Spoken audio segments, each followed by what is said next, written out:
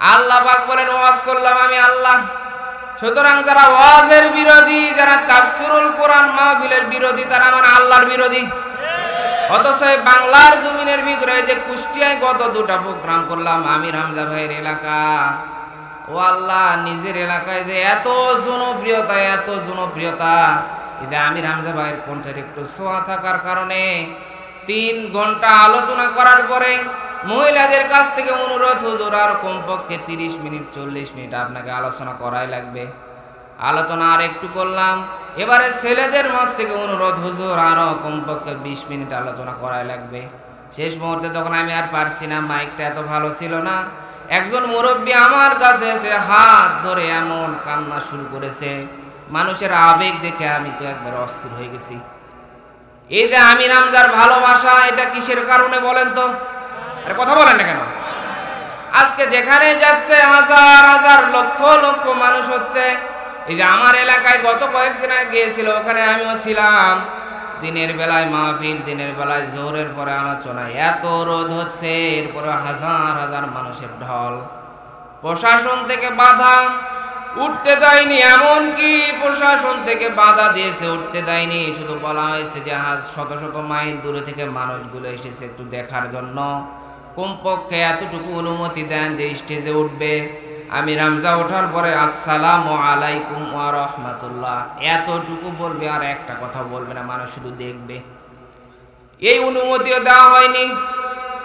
বাংলাদেশ 56,000 বর্গ মাইলের দেশ, যেখানে 90 থেকে 95% মুসলমানের দেশ, সেখানে নির্দ্বিধায় নিষ্কণ্ঠে কোরআনের কথা বলতে পারে না। এর চাইতে ধিক্কারজনক নেক্কারজনক কাজ আর হতে পারে না। কথা বলেন ঠিক কিনা? সম্মানিত উপস্থিতি, আমার আল্লাহ পাক বলেন আমি আল্লাহ আদেশ করলাম, অর্ডার করলাম, বিল আদলি, ন্যায় পরায়ণতা করো, ন্যায় বিচার করো। ও মুসলমান, প্রিয় বরিশালবাসী যারা এখানে আছেন, বুকে হাত দিয়ে বলুন তো, আজকে কে তামাম পৃথিবীর ভিতরে ন্যায় বিচার আছে? ন্যায় বিচার যদি থাকতো, নিরপরাধ কোনো মাজলুম মুসলমান জেলখানার ভিতরে থাকতো না। সম্মানিত উপস্থিতি, আল্লাহ পাক আপনাকে আমাকে কি জন্য পাঠিয়েছেন? কোরআনে কারীম জানিয়েছে, ওয়া ইয ক্বালা রাব্বুকা লিল মালাইকাতি ইন্নী জাইলুন ফিল আরদি খলিফা। জোরে বলেন আল্লাহু আকবার। 1 নম্বর পারা 6 নম্বর পৃষ্ঠা সূরা বাকারা 30 নম্বর আয়াতের শুরুর অংশে আছে। আল্লাহ পাক বলেন, যখন আমি ফেরেশতাদের সামনে আমার সিদ্ধান্ত জানালাম, নিশ্চয় অবশ্যই দুনিয়ার ভিতরে, জমিনের ভিতরে আমি আল্লাহ খলিফা পাঠাবো। আমার আল্লাহ কিন্তু পরামর্শ করে নাই। অনেকে আমরা বলে থাকি আল্লাহ পরামর্শ করেছে। কি পরামর্শ করেছে? না, পরামর্শ করে কাজ করে তারা, যাদের ভুল হওয়ার সম্ভাবনা আছে। বলেন তো, আমার আল্লাহর কি কোনো ভুল হওয়ার সম্ভাবনা আছে নাকি? আমার আল্লাহকে পরামর্শ করে নাই, বাস্তব প্রমাণে আলেম আছে, জিজ্ঞাসা করেন। ইন্নি, নিশ্চয় অবশ্যই। আমার আল্লাহ সিদ্ধান্ত জানাচ্ছে, আর ফেরেশতারা নিজেদের কাছ থেকে পরামর্শ দিচ্ছে। ক্বালু আতাজআলু ফীহা মান ইউফসিদু ফীহা ওয়া ইয়াসফিকুদ দিমা। ও আল্লাহ, দুনিয়ার ভিতরে আপনি এমন খলিফা, এমন প্রতিনিধি তৈরি করবেন যারা দুনিয়ার ভিতরে যাওয়ার পরে ফাসাদ সৃষ্টি করবে, রক্তপাত করবে। ফেরেশতারা নিজেদের থেকে জানাচ্ছে, ওয়া নাহনু নুসাব্বিহু বিহামদিকা ওয়া নুকদ্দিসু লাক। আল্লাহ জিকির করার জন্য, তাসবিহ পাঠ করার জন্য আমরাই যথেষ্ট, আমরাই তো আছি। ফেরেশতাদের ধারণা, জিকির করার জন্য, তাসবিহ পাঠ করার জন্য আমার আল্লাহ খলিফা, প্রতিনিধি পাঠাবেন। বলেন তো, আমার আল্লাহকে আমাদেরকে জিকির করার জন্য পাঠিয়েছেন। আরে কথা বললেন না কেন? আল্লাহ পাক বললেন, ক্বালা ইন্নী আ'লামু মা লা তা'লামুন। জোরে বলেন আল্লাহু আকবার। আল্লাহ পাক জানিয়েছেন, আমি আল্লাহ যা জানি তোমরা তা জানো না।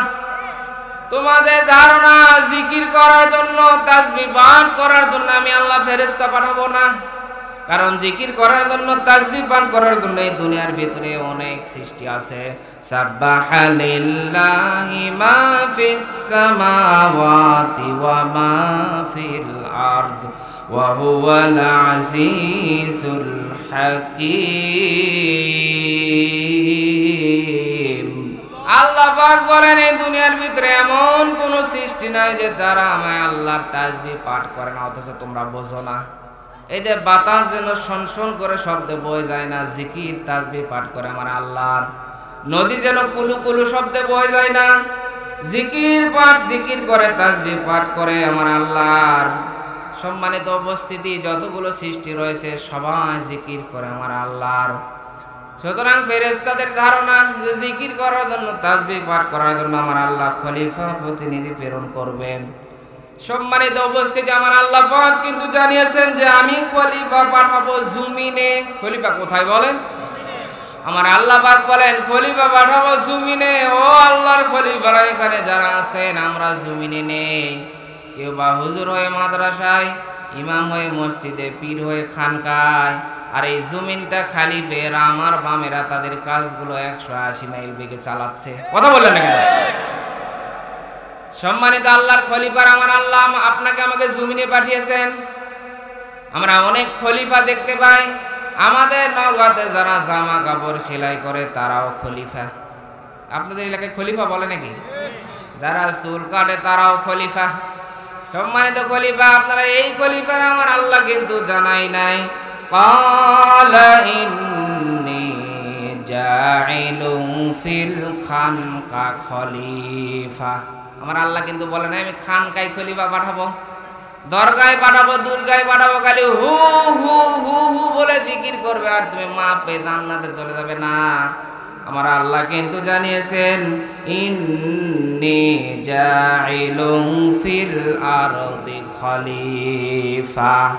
আমার আল্লাহ জানিয়েছেন খলিফা পাঠাবো জমিনে। কোথায় বলেন? আমার আল্লাহ পাক বলেন খলিফা পাঠাবো জমিনে। এখন অনেকে বলতে পারেন হুজুর তাহলে কি মসজিদে থাকা যাবে না, মাদ্রাসায় থাকা যাবে না? অবশ্যই থাকা যাবে, কিন্তু কতক্ষণ আপনি মসজিদে থাকবেন এটা আমার আল্লাহ জানিয়েছেন। কোরআনে কারীম জানিয়েছেন ফাইদা কুদিয়াতিস সালাতু ফান্তাশিরু ফিল আরদি ওয়াবতাগু মিন ফাদলিল্লাহ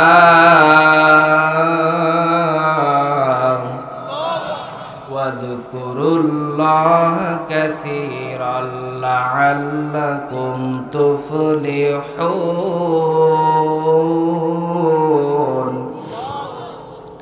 28 নম্বর পারা 13 নম্বর পৃষ্ঠা সূরা জুমার 10 নম্বর আয়াত। এটা আল্লাহ পাক বলেন ফাওয়াতপরিদা যখন কুদিয়াতিস সালাহ নামাজ শেষ হয় ফান্তাশিরু ছড়িয়ে পড়ো ফিল আরদি জমিনে ওয়াবতাগু আর অনুসন্ধান করো মিন ফাদলিল্লাহ আল্লাহর অনুগ্রহ।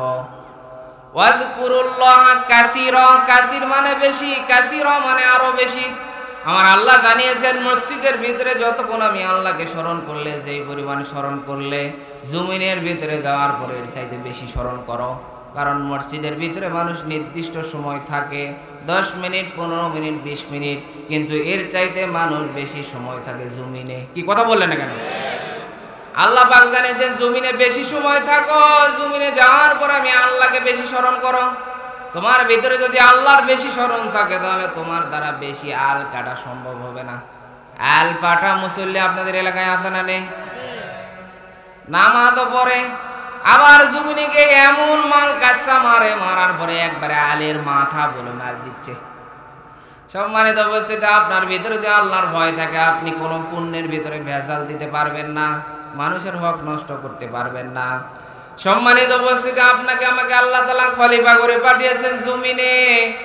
ও আল্লাহর খলিফারা, তাহলে আমাদের কাজ কি, দায়িত্ব কি বলেন তো জানার দরকার আছে না নাই? ফেরেশতাদের ধারণা জিকির করার জন্য, তাসবিহ পাঠ করার জন্য। আল্লাহ পাক জানালেন না আমি আল্লাহ যা জানি তোমরা জানো না। তাহলে আমার আল্লাহ কি জানে এটা এখন আপনাকে আমাকে জানা লাগবে। আপনি যদি তামাম পৃথিবীর মালিক হন আর আল্লাহ তাআলা আপনাকে আমাকে কি জন্য দুনিয়াতে পাঠিয়েছেন আপনি এটা যদি না জানেন তাহলে আপনার গোটা জীবন ব্যর্থ। আল্লাহ পাক জানিয়েছেন ইয়া দাউদু ইন্না জাআলনাকা খলিফাতান ফিল আরদ আরদি ফাহকুম বাইনান নাসি বিল হক। জোরে বলেন আল্লাহু আকবার। 23 নম্বর পারা 13 নম্বর পৃষ্ঠা সূরা সাদ 26 নম্বর আয়াতের শুরুর অংশে আছে আল্লাহ পাক বলেন, হে দাউদ, আমি তোমাকে খলিফা করে পাঠিয়েছি জমিনে, তোমার কাজ হচ্ছে মানুষের মাঝে ন্যায় বিচার করবে। তার মানে আমাদের কাজ হচ্ছে মানুষের মাঝে ন্যায় বিচার করা। প্রিয় বরিশালবাসী, বুকে হাত দিয়ে বলুন তো, আজকে কি পৃথিবীর ভিতরে ন্যায় বিচার আছে? বলেন। আজকে আপনি বিচার দিবেন কার কাছে? বাগানের মালিক বাগানের ভিতরে প্রবেশ করেছে, করার পরে দেখে একটা ছোট্ট বাচ্চা ছোট আমের গাছে ব্যাগ নিয়ে আম চুরি করতেছে। বাগানের মালিক ডাক দিয়ে বলে, এই তাড়াতাড়ি নাম, তোর খবর আছে, আমি তোর বাপের কাছে নিয়ে যাব। বলেন তো, এই কথা শোনার পরে ছোট্ট বাচ্চা কান্না করার কথা না হাসার কথা? আরে কান্না না করে আর হাসতেছে ফেল ফেল করে। বাগানের মালিকের গায়ে রাগ লেগেছে, এই তোর কি লজ্জা নেই, হাসিস কেন? বলে, আপনি আমার আব্বার কাছে নিয়ে যাবেন। আমি তো ছোট গাছে ব্যাগ নিয়ে, ওই যে বড় গাছে তাকায় দেখেন আমার আব্বা বস্তা নিয়ে আম চুরি করতেছে। সুতরাং আপনি বিচার দিবেন কার কাছে? মানুষ যদি সঠিক বিচার পেতে চায়, একটা কিতাবই সঠিক বিচার দিতে পারে। বলেন তো সেই কিতাবের নাম কি? এজন্য কোরআনের সাথে থাকবেন তো সবাই ইনশাআল্লাহ। সম্মানিত উপস্থিতি, 1 নম্বর শব্দ আমার আল্লাহ জানিয়েছেন বিলা আদলি, ন্যায় পরায়ণতা। সম্মানিত উপস্থিতি, আজকে ন্যায় পরায়ণতা হচ্ছে না।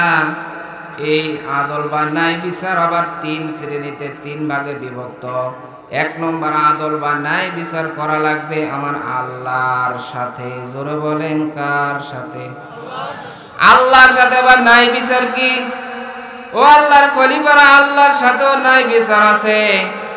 আল্লাহ পাক জানিয়েছেন, আলাস্তু বিরাব্বিকুম ক্বালু বালা শাহিদনা।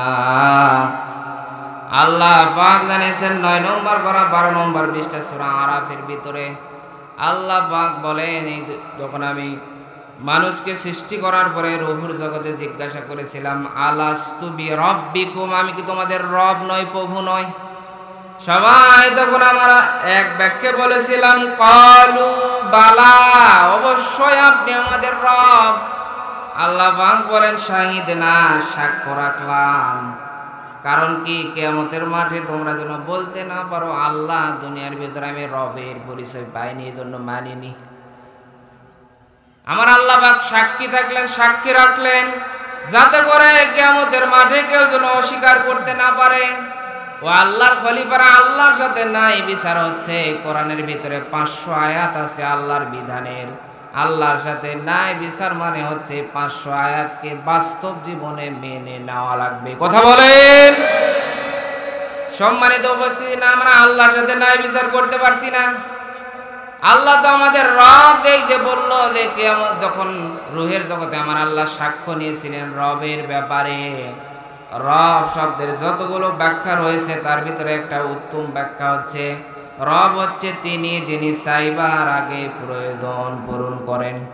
বলেন তো, চাওয়ার আগে যিনি আমাদের প্রয়োজন পূরণ করেন তিনার নাম কি? মা বাবা ভাই বোন কেউ চাওয়ার আগে প্রয়োজন পূরণ করতে পারে না। ছোট্ট সন্তান কান্না না করা পর্যন্ত মায়ে দুধ দেয় না, প্রয়োজন বুঝতে পারে না। কিন্তু আমার আল্লাহ হচ্ছে এমন রব যে আমাদেরকে সৃষ্টি করার পরে না চাওয়ার আগে প্রয়োজন আমার আল্লাহ জানে। এই জন্য মায়ের রেহেমের ভিতরে, পেটের ভিতরে থাকতে আপনি কি খাবেন আমার আল্লাহ তো রব। এই জন্য মায়ের পেটের ভিতরে মায়ের নাভির সাথে আপনার নাভির সংযোগ ঘটিয়ে পেটের ভিতরে আমার আল্লাহ খাবারের ব্যবস্থা করেছেন। এই জন্যই তো তিনি হচ্ছে আমাদের রব। এই সন্তানগুলো যখন একটু বড় হয়ে গেল, বড় হওয়ার পরে এই সন্তানগুলো জন্ম নেবে। জন্ম নেওয়ার পরে সন্তান তো দুনিয়া আসার পরে আপেল, কমলা, নাশপাতি, গোস্ত এগুলো তো খেতে পারবে না। আল্লাহ পাক তো রব। এই জন্য ওই ছোট্ট সন্তান দুনিয়ার ভিতরে ভূমিষ্ঠ হওয়ার আগে আল্লাহ রাব্বুল আলামিন মায়ের স্তনের ভিতরে গরম গরম দুধের ব্যবস্থা আমার আল্লাহ করে দিলেন। সুবহানাল্লাহ বলেন। এই জন্যই তো তিনি আমাদের রব। বাচ্চা যেন দুধ থেকে মুখ ফিরিয়ে না যায়, এই জন্য দুধের ভিতরে একটু মিঠা দিয়ে দিলেন। কেউ বলে নাই যে আল্লাহ আমার সন্তান হবে, দুধের ব্যবস্থা করেন, বলাও লাগেনি। ওই সন্তান যখন আরেকটু বড় হচ্ছে, শুধু দুধ দিয়ে তার শারীরিক সমস্ত চাহিদা পূরণ হবে না, এই জন্য কেউ কাউরে বলাও লাগে নাই আল্লাহ আপনি আমাদেরকে দাঁতের ব্যবস্থা করে দেন আমার সন্তানের। বিনা দরখাস্তে আমার আল্লাহ জানে এখন দাঁতের দরকার, এই জন্য আমার আল্লাহ রাব্বুল আলামিন চাওয়ার আগে সন্তানের মুখের ভিতরে দাঁতের ব্যবস্থা করে দিয়েছেন। এই জন্যই তো তিনি আমাদের রব। এরপরে ওই সন্তান আর একটু বড় হলো, যখন ওই সন্তান বড় হয়ে গেছে, কিন্তু ওই সন্তান তো এই দাঁত দিয়ে শক্ত শক্ত ক্যালসিয়াম যুক্ত খাবার খেতে পারবে না। এই জন্য আমার আল্লাহ রাব্বুল আলামিন এমন রব, তিনি চাওয়ার আগে আল্লাহ পাক আল্লাহ রাব্বুল আলামিন সামনের দাঁতগুলো দুধ দাঁতগুলো ফেলিয়ে দিয়ে সামনের দিকে চাকু মার্কা আর ভিতরের দিকে হাতুর মার্কা দাঁতের ব্যবস্থা করে দিলেন কে? আর জোরে বলেন কে? এজন্যই তো তিনি আমাদের রব। আমরা সাক্ষী দিয়েছিলাম আল্লাহ আপনি আমাদের রব, কিন্তু দুনিয়ায় আসার পরে আমরা তো আর রবকে চিনছি না। রব শব্দের আর একটি ব্যাখ্যা বলছেন, তিনি যেটা পারেন অন্য কেউ সেটা পারে না। বলেন তো সন্তান দেওয়ার মালিক কে? চাওয়া লাগবে কার কাছে? কোন দরবারে, কোন দুর্গার কাছে, দরবারের কাছে, পীরের কাছে, মাজারের কাছে, হুজুরের কাছে সে লাভ নাই, চাওয়া লাগবে আমার আল্লাহর কাছে। কিন্তু না, আমরা আল্লাহর কাছে না আছে বিভিন্ন দরগায় গিয়ে বিভিন্ন মাজারে গিয়ে সেজদা দিই। বলেন তো আছে না নেই? আছে। মানে কি, এই যে কুকুরের এতগুলো বাচ্চা হয়, বলেন তো কুকুর কি কোনো মাজারে গেছে নাকি? কি গেছে? আমাদের কি বিশ্বাস? সম্মানিত উপস্থিতি, সময় সংক্ষিপ্ত, আগেই বলেছি, কথাগুলো খুব সংক্ষেপ করে বলছি, অনেক কথা আমার সামনে আছে। রব হচ্ছে তিনি যিনি ক্ষমতার মালিক। বলেন তো ক্ষমতার মালিক কে? আরো ধীরে বলেন কে? এই জমিন কার? জমিনের ভিতরে বিধান আইন চলবে কার? না, আমরা রবকে মানতে পারছি না। সম্মানিত উপস্থিতি, আল্লাহ পাক জানিয়েছেন, 1 নম্বরে আদল করা লাগবে আল্লাহর সাথে, 2 নম্বরে আদল করা লাগবে সৃষ্টি জগতের সাথে। আপনি কোন সৃষ্টি জগতের কোন পাতা বা গাছে ও কারণে আপনি আঘাত করতে পারবেন না, ছাল ছিঁড়তে পারবেন না, পাতা ছিঁড়তে পারবেন না। সমস্ত সৃষ্টির সাথে আপনাকে আদল করা লাগবে, ন্যায় বিচার করা লাগবে। অথচ আমি যে রাজশাহী বিশ্ববিদ্যালয়ে পড়েছি, ওখানে দেখেছি ওরে আল্লাহ জোড়ায় জোড়ায় বসে থাকে আর মনের সুখে পাতা ছিঁড়ে আর গল্প করে। বলেন তো আছে না নাই? আছে। মানে কি, আবার দেখবেন একজন বলে ওগো তোমার চোখের ভিতরে আমি সব দেখতে পাচ্ছি। পাশ দিয়ে একজন মুরব্বী যাচ্ছে, 3 দিন হচ্ছে ছাগল খুঁজে পাচ্ছে না, ডাক দিয়ে বলে মা একটু ভালো করে দেখেন তো আমার ছাগলটা একটু দেখা যায় কিনা। সম্মানিত উপস্থিতি, বলেন তো এলাকায় প্রেম প্রীতি ভালোবাসা আছে না নাই? আল্লাহ, এই এলাকায় আছে। আছে মানে কি, সারা রাত ধরে চ্যাটিং করে। আজকে যুব সমাজগুলো ধ্বংস হয়ে গেছে, নষ্ট হয়ে গেছে মোবাইলের কারণে। কথা বললেন না কেন? সারা রাত কথা বলে আর মশা মারে। বলে ওগো আমার জান, তোমার সাথে কথা বলতে সব রক্ত তো খেয়ে নিল মশায়ে। বলে আচ্ছা খাচ্ছে, কালকে কলেজের গেটে আসো, তোমাকে জুস খাওয়াবো। সম্মানিত উপস্থিতি, আজকে যুব সমাজগুলোকে বিষ খাচ্ছে, কেউ গলায় দড়ি দিচ্ছে। আমাদের এলাকায় একজন এরকম প্রেমের ফাঁদে পড়ে গলায় দড়ি দিয়ে ইন্তিকাল করেছে, আর একজন একবারে ঘুমের 1 পাতা বড়ি খেয়ে নিয়েছে। সম্মানিত উপস্থিতি, যুব সমাজ যারা আছে দেখি তো হাত উঠান তো, বিয়ে করেননি কে কে? হাত উঠান। এইভাবে হাত উঠালে কাজ হবে না, এটা জোরসা করে উঠান। এই হাত উঠানোর জোর নাই, কাজ হবে কিভাবে? সম্মানিত উপস্থিতি, যুব সমাজ এখানে অনেকে আছেন, বাইরে যারা আছেন, সবার জন্য দোয়া করে দিলাম আল্লাহ তাআলা যেন 2024 সালের ভিতরে একটা উত্তম নেককার স্ত্রীর ব্যবস্থা করে দেয়। সবাই বলেন আমিন। আরে যুবকদের কষ্ট কেউ বোঝে না, আরে ল্যাবের ভিতরে তো উষুমার ধরছে না। কথা বলেন না কেন? সম্মানিত যুব সমাজ, আপনাদেরকে বলছি আপনারা ফিরে আসুন আল্লাহর কাছে, যা চাওয়ার দরকার চান। এই দুনিয়ার 8টা সুন্দরীর পিছে পড়ে নিজের জীবন নষ্ট করেন না। 8টা সুন্দরী কেন বললাম? কারণ দেখতে কালো, এমন মেকআপ মেরেছে, ময়দা মেরেছে, দেখে চাঁদের মতো সুন্দর হয়ে গেছে। এটা গত কিছুদিন আগে একটা পেপারে দেখলাম, বিয়ে করেছে 8টা সুন্দরীকে। বিয়ে করার পরে কক্সবাজারে হানিমুনে গেছে। সকালবেলা যখন কক্সবাজার সমুদ্র সৈকতে গোসল করতে গেছে, ওরে আল্লাহ, গোসল করার পরে নিজের বউকে আর নিজে চিনতে পারছে না। বলে না কে তুমি? বলে আমি তোমার বউ না, হতেই পারে না, আমি তো আকাশের চাঁদ থেকে বিয়ে করলাম, পাতিলের তলা হলো কেমনে? বলে না আমি ভালো করে দেখে আসলে তো তাই। বলে কি কারণ? বলে আমি আটা মেরেছিলাম। বলে এলাকায় আজানা নেই, আটা সুন্দরীর বীজে ঘুরে ঘুরে দিবেন, নিজের জীবন নষ্ট করো না যুবক। এবারে স্বামী ডাক দিয়ে বলো না তোমার সাথে আমার আর হচ্ছে না, তালাক দিয়ে দিয়েছে। যুব সমাজ যারা আছেন তাদের জন্য আমার টিপস হচ্ছে, যখন পাত্রী দেখতে যাবেন দিনদারির ব্যাপারে আপনি সবচাইতে বেশি গুরুত্ব দিবেন। সম্মানিত উপস্থিতি, আর একটা কাজ করবেন, সেটা হচ্ছে আগে এক বন্যা পানি দিয়ে বলবেন ওযু করেন। যে ব্যক্তি সুন্দরভাবে ওযু করতে পারবে ও সুন্দরভাবে নামাজও পড়তে পারবে। কথা বলেন ঠিক কিনা? আর এর দ্বারা আর একটা উপকার হবে, আটা সুন্দরী যদি হয়, মুখে যদি আটা মেরে থাকে 3 বার যদি সুন্দরভাবে ধয়, ওরা আটা কিন্তু থাকবে না, ঠকবেন না আপনারা। কথা বলেন না কেন?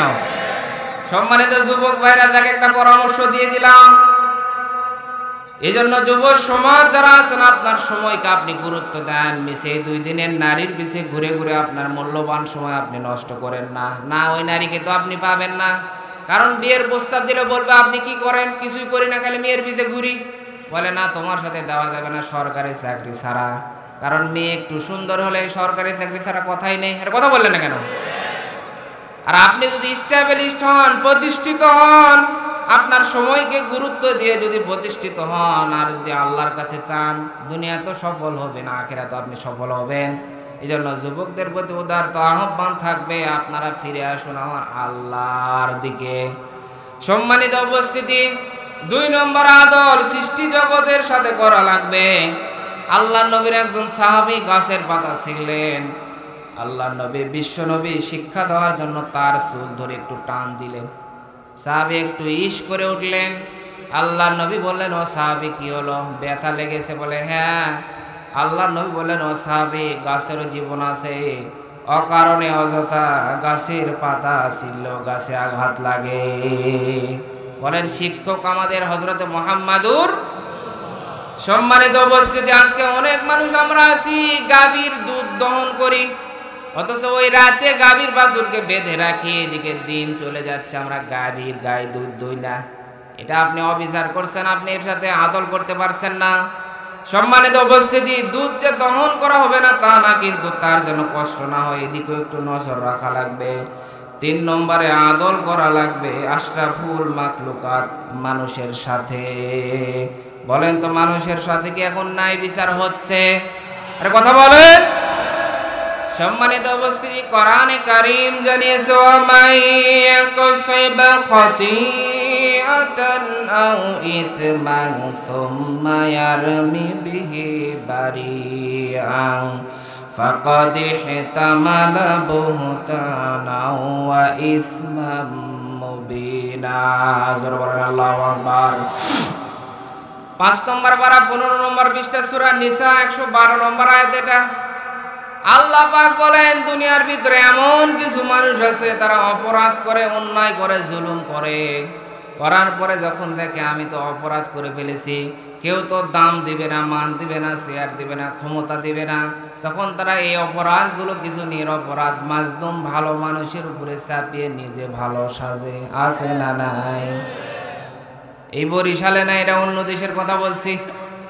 সম্মানিত উপস্থিতি, যারা মানুষ হয়ে মানুষের উপরে জুলুম করবে তাদের পরিণতি কি হবে?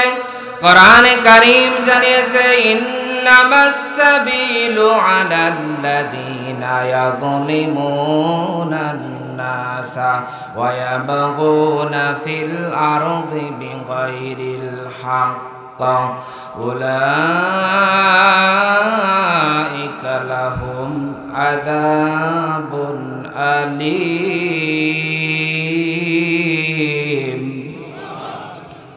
25 নম্বর পারা 6 নম্বর পৃষ্ঠা সূরা শুরার 42 নম্বর আয়াত। আল্লাহ পাক বলেন, যারা দুনিয়ার ভিতরে ক্ষমতা পেয়ে, ক্ষমতার বলে, অর্থের বলে, বিভিন্ন কারণে মানুষের উপরে জুলুম করবে, আমি আল্লাহ তাআলা কিয়ামতের মাঠে স্বয়ং তাদের বিরুদ্ধে ব্যবস্থা নিব। আমার আল্লাহ যদি কারো বিরুদ্ধে ব্যবস্থা নেয়, আল্লাহ যদি কারো বিরুদ্ধে দাঁড়ায়, বলেন ও বাঁচতে পারবে? আরে কথা বলেন কেন? সম্মানিত উপস্থিতি, এই জন্য আজকে তামাম পৃথিবীর ভিতরে জুলুমের নীতি চলছে।